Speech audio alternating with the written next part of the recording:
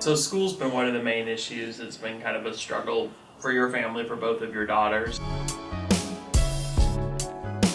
Most of it is just, we're going to expel your child, we're going to suspend your child, we're going to, discipline your child, and it's all about discipline. It's all about punishing them for their behaviors. But as early as probably the third and fourth grade with Gracie, that was my older daughter, I would go to the school and these school conferences, and they would tell me, "Oh, your daughter just doesn't want to learn. Your daughter just doesn't care about school. Your daughter is this and that." And I was thinking, something's wrong with my daughter when it's third grade and it takes her 5 and 6 hours to do her homework. I think what needs to happen in the school system is they need to hear from the parents that have lived through it, are living it, so that they understand that the families as a whole, that we're doing the best that we can, and we need to be partners.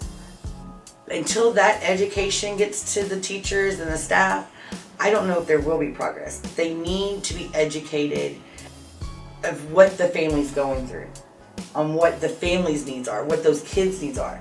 Because if they truly met the need of the child, they probably wouldn't have that many problems from that child.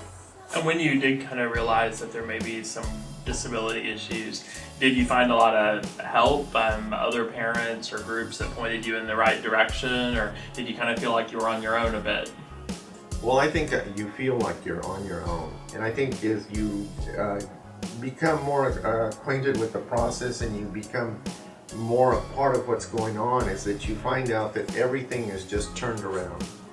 I think the bad thing is that what schools do, they know that the parents are already having issues with the children, and they play on that. Here's where the school has the upper hand.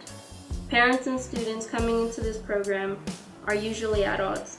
Parents have very few tools to deal with teachers, principals, counselors, diagnosticians, special ed directors, lawyers, therapists, psychologists, etc. Poor parent, he is lost before he begins. He has stepped into an environment which will take him years to maneuver before he begins. And if that's not enough, the parent is dealing with a child who may be externalizing disruptive behavior or internalizing destructive behavior. As a parent, the usual attitude is, my kid is out of control. Why can't he or she just act like the other kids? So this child and parent are going at it. The school is suspending, expelling, and punishing the child. What is the solution for the grieving parents, for the school who demands obedience, and for the child who really does not know why he acts the way he does? I think in schools, they're automatically pegged the bad kids. And getting away from that has been the biggest challenge. And educating the teachers and the staff that are supposed to be these professional people, that our kids act out because there's a need not being met. It's not because this parent wants their child to be any more special than the other one. It's just they want their kids' needs met. And the school automatically says, well, you need to do this at home and you need to do that at home. And some of the times when they say it, the family's doing it. They're not having these problems at home. They're having them in the school setting. And our kids are automatically the bullies and the bad kids and the troublemakers. And that fight alone is so hard for both us and the family.